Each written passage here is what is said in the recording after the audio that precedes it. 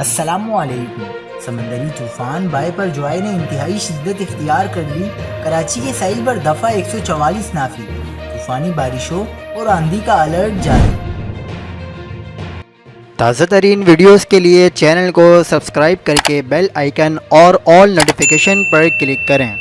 آپ کو بتاتے چلیں کہ بحیرہ عرب میں بننے والے سمندری طوفان بائے پر جوائے کا کراچی سے فاصلہ مزید کم ہو گیا، جبکہ محکمہ موسمیات نے طوفان کے باعث شہر میں تیز ہوائیں چلنے، آندھی اور گرج چمک کے ساتھ بارش کا امکان ظاہر کر دیا۔